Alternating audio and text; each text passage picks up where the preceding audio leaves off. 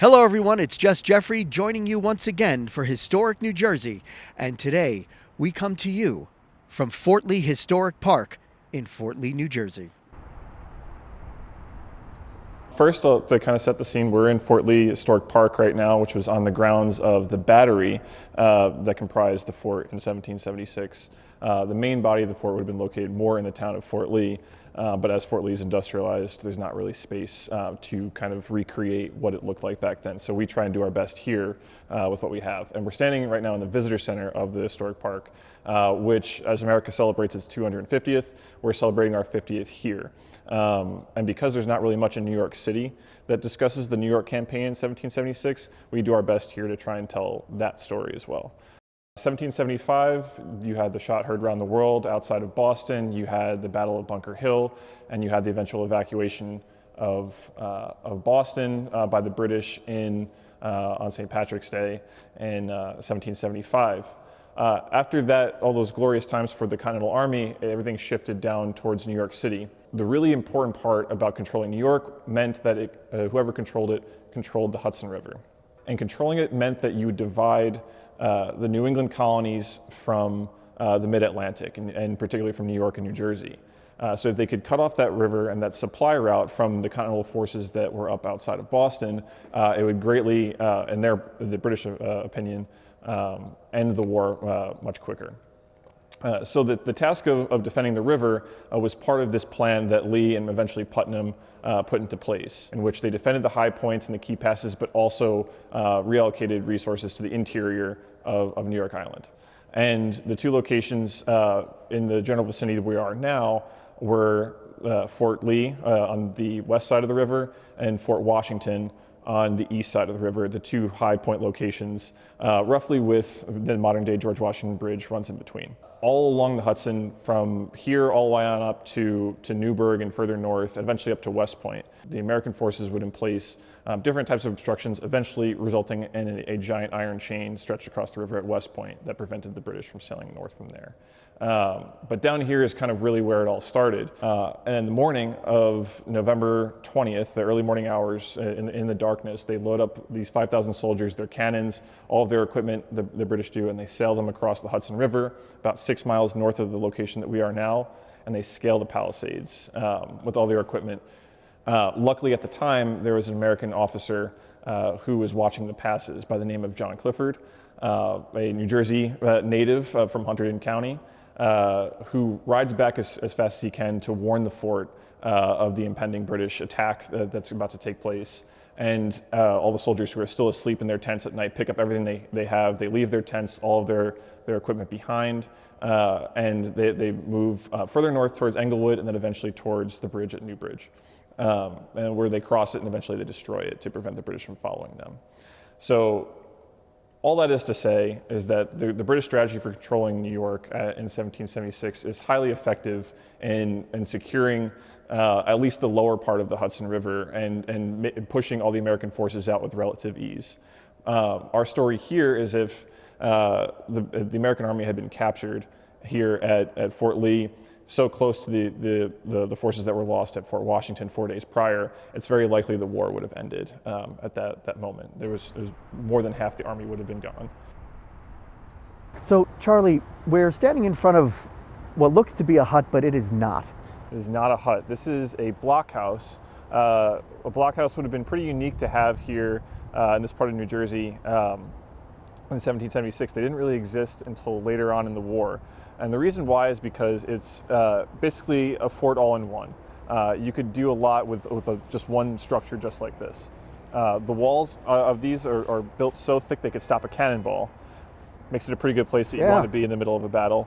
But you could kind of keep all your important supplies or your commander or something like that located here, and you can build fortifications out and around it and kind of use this as the centralized location to fall back on. Fort Lee was pretty unique in the fact that we had huts. They wouldn't have been located so close to the cliffside. That's not a great place to put living space for your soldiers. Not very strategic. No, not at all. You would not want British ships firing on your living quarters. Typically, if you're a soldier, you're out there sleeping under the stars, or you're sleeping in a nice canvas tent, something that's not really protecting you from the elements all that much. But here, you'd have a fireplace, you'd have something to protect you from the elements. basically to hunker down for the wintertime. And if you think about it, we know Valley Forge and a lot of the other locations that are pretty key for the housing the army through the wintertime. That would have been necessary had the Americans been able to retain the fort here and protecting the river. But the British had other plans, and unfortunately we had to evacuate, leaving all of these huts that took a very long time to construct, basically standing here. And the first thing the British did when they took the fort was basically burn them all to the ground.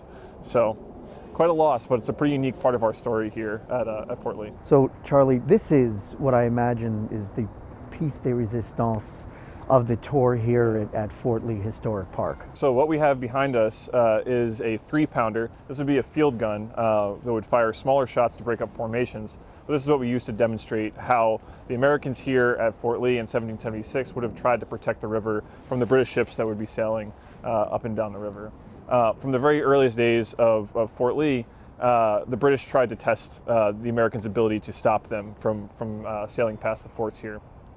In the early days, the Americans were pretty poor at their job. They were not hitting the British ships at all. It took the British about 20 minutes to pass between here to get further north to safety. By the end of their time here, in mid-October or so, the Americans were keeping the British to about an hour and 45 minutes to pass through here at the forts, inflicting multiple casualties, and made the British really consider whether or not it was worth it to try and make a passage at that time, which is really the key point of our forts here.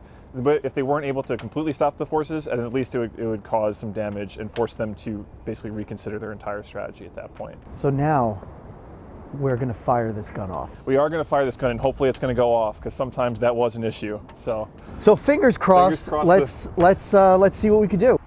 So I have the gun captain's drill manual, and I'm going to read these off, and Charlie, you're going to explain what's going on here. Yeah, that sounds great. It's all on your shoulders now. So here we go. Number 1, attention. Man the gun. All right, so at this point, everyone would grab the tools that they are assigned. Withdraw the gun. So the first step we do is we withdraw the gun. Since the gun is already withdrawn, we can skip that step and move on to the next one. Take off tampon. So the first step, remove the tampion. That protects the barrel of the gun so no debris or anything gets down there when it's not in use. We can hang that up on the side. Take off apron. So we take off the apron. That's to protect the touch hole where you could put the powder down. That's how you'd ignite the gun. Tend the vent. All right, so Mr. Reiser here has a thumb stall. He's going to put his thumb over the touch hole, and he's going to tend the vent. So he's covering it up.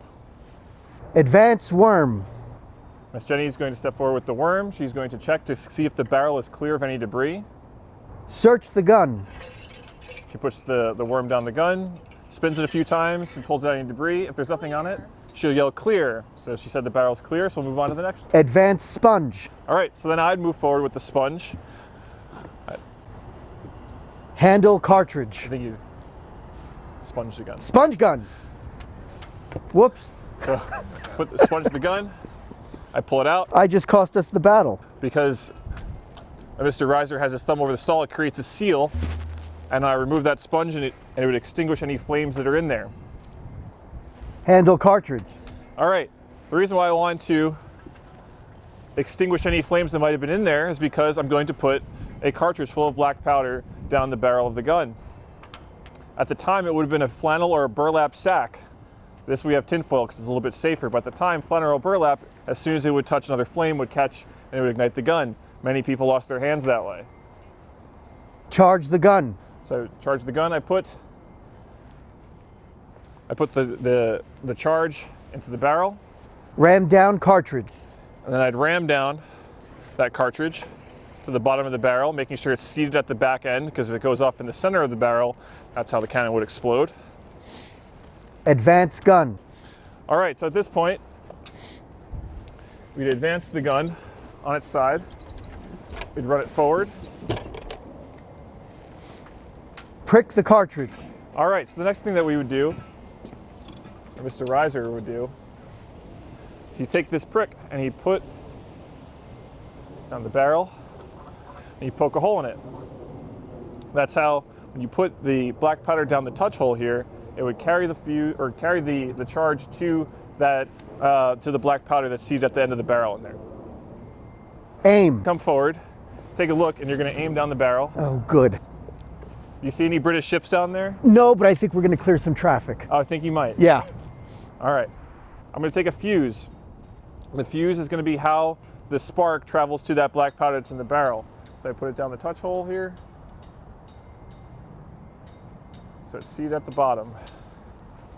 Prepare to fire. Prepare to fire. So at this point, we'd walk forward, the lint stock, and prepare to fire the gun once the fuse is lit.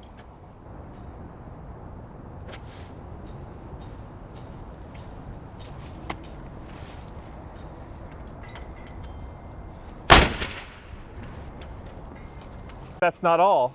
We're not done with gun drill, so what's the next command? Withdraw the gun. All right, so at this point, we'd have to withdraw the gun and prepare it to fire again. Search the gun. Okay. So Miss Jenny is going to search the gun. And you see, inside the gun here, we have the remnants of the first cartridge. If you were to put a new one in there and that was still in there and had a spark in it, it could potentially ignite. And again, we're trying to keep both of our hands here. We don't want to lose any, so safety first. Sponge the gun. And I take a sponge, I've wet the end of the sponge. I'm going to put it down. If you look at the end of the touch hole here, you'll see just how hot it is down that barrel with all the smoke coming out of the touch hole. Most people comment how sulfuric the cannon charge smells once it's lit. Put on apron. And we do everything in reverse. First thing you do is you put on the apron, again, because you want to protect that touch hole, make sure nothing gets down there so we can fire effectively the next time. Put on tampion. And we take the tampion, we put it over the barrel. Secure the gun. Secure the gun. Then we take this and we put it back into our artillery shed for safekeeping afterwards. Salute. And we salute our captain for leading us in gun drill. Excellent work. And dismiss. The fort is Thank you. safe. You had to say it, didn't you? I did. I want to thank Charlie Dewey and the amazing staff here at the Fort Lee Historic Park for our amazing tour and amazing demonstration. Charlie, thank you so much. Well, that was all thanks to you guys. You're part of the crew as well for today. Thank you so much, and we look forward to seeing you again. Yeah, stop by anytime. We're very happy to talk history with anybody that wants to come by. We look forward to seeing you. Have a great day, everyone.